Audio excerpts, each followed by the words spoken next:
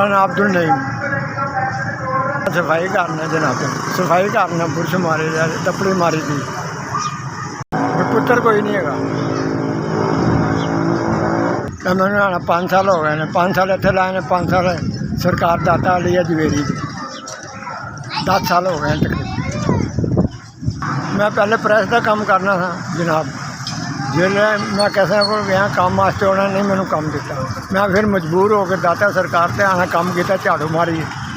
उस तो बाद भी उतों छड्डिया तो फिर इत्थे आ के लग गए भी ये प्रेस के भी चाहिए ना काम करते।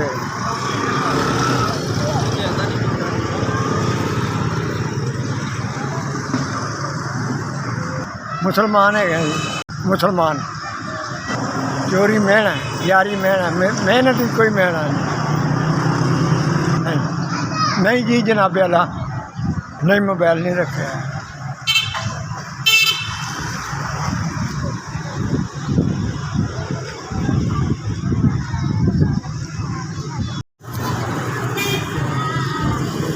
चार 4,000 रुपया जी।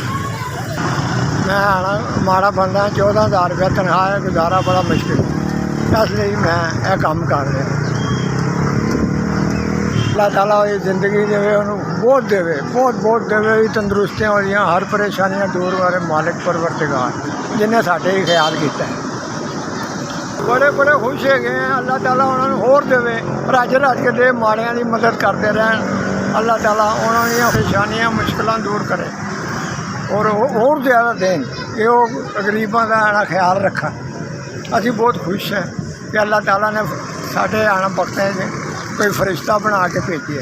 GPS नूं सलाम है साडा, तुसीं साडे गरीबां का ख्याल करते।